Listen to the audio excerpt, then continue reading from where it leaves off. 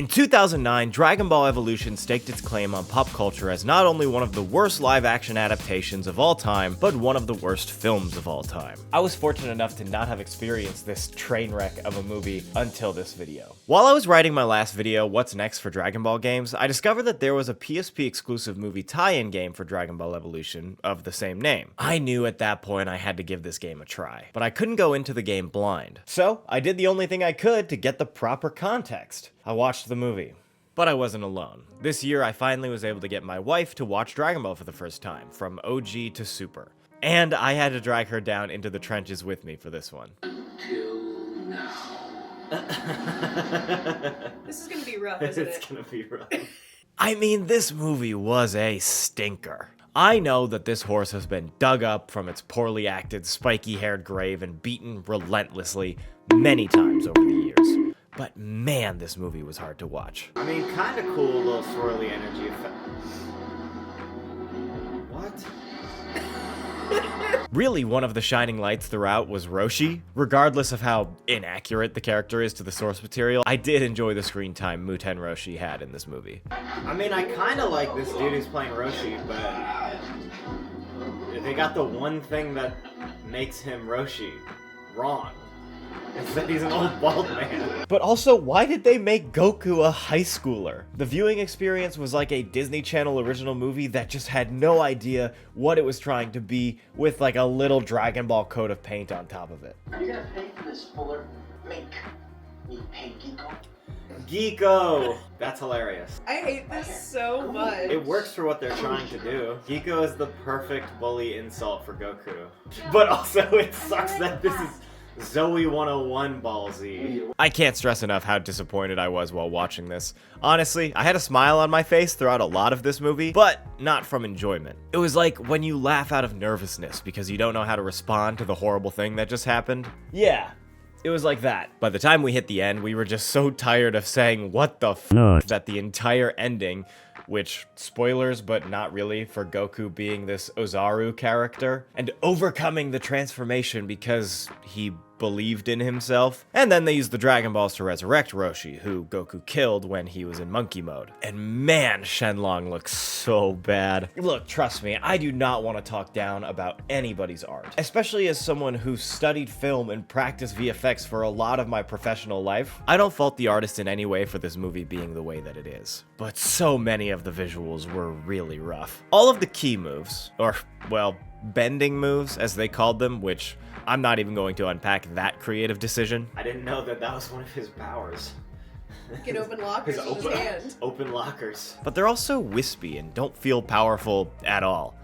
So wispy.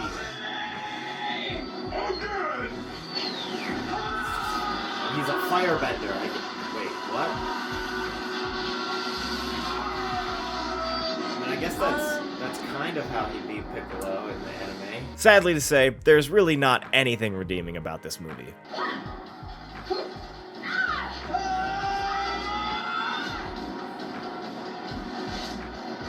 Yeah, I kind of had a feeling that's what they were gonna do. Well, that was something. That was something. Woof. But could the game be better? So the game came out for the PSP the same year as the movie. And I'm honestly surprised I never heard about this, but somehow it just slipped through the cracks. Booting it up right away was honestly a pretty surprising experience. The music went hard immediately.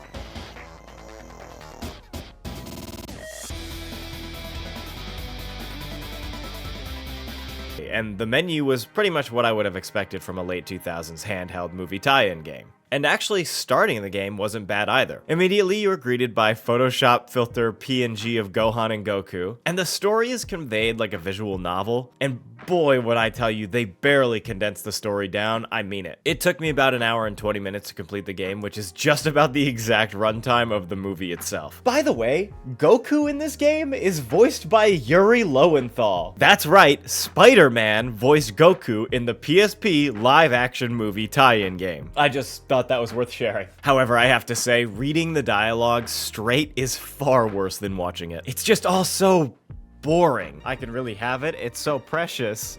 Ha ha ha. Of course, you're my other treasure. I want you to have it. Thanks, Grandpa. I'll take good care of it. These are literally just like shots from the movie downscaled and like they put a glossy filter over them. We go almost scene for scene and beat for beat of the entire plot of the movie, and it is just as boring and the dialogue is just as cringy. There's even a handful of animated cutscenes, but they are few and far between and they are all really janky. Grandpa! Grandpa, Grandpa, Grandpa!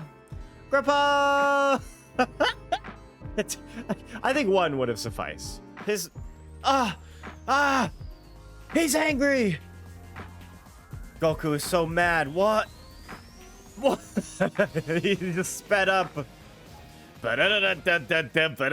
Poor dialogue aside, for about a third of the game's runtime, you actually get to play. And underneath the muck and the mire is actually a kind of fun fighting game. Seriously, the combat is pretty competent. The fights aren't particularly difficult, but the difficulty does ramp up a little bit as you get deeper into the game, especially that final fight against Piccolo. I definitely had to do a couple of times. It's not the most in-depth fighting system in the world, but it was fun enough to stay engaging, and by the end, I was doing some pretty cool combos. And when I finally unlocked the Kamehameha, I was surprised at how good it looked. Like, it actually looks like a Kamehameha.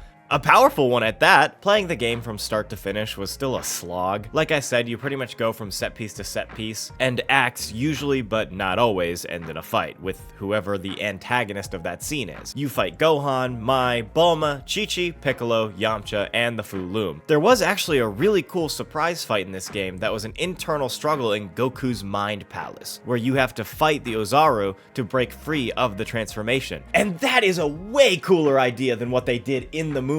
And it was legitimately a fun fight. And of course, by the time you beat the game, every character you fight in the story you unlock to play in post-game content. There's an arcade mode where you run through mini stories from the various characters' perspectives. As well, there's a survival mode, which is just a battle gauntlet where you face every other fighter in one after the other fights. There was also an online mode, which I of course couldn't access for the sake of this video, but there is a surprising amount of replayability in this game once you beat the story. All in all, Dragon Ball Evolution is a weird splotch on the legacy of Dragon Ball. The movie has been trashed time and time again, but this game, though I know I had my fair share of complaints, is actually a solid fighting game, and I believe a respectable entry into the legacy of Dragon Ball games. If you still have an old PSP and a copy of this game laying around, I recommend you booting it up, if not to just roll your eyes at the stunted dialogue and goofy visuals, but to play a weird relic from a bygone era of gaming, and to experience fully the weird stepchild of what is one of the juggernauts of fiction. And those are my thoughts on Dragon Ball Evolution. If you enjoyed this video, please consider leaving a like and subscribing. It helps me be able to make more videos like this. If you have any more obscure Dragon Ball games that you'd like me to cover, leave them in the comments below. But that is going to be it for this one, so thank you everybody so much for watching, and of course, as always,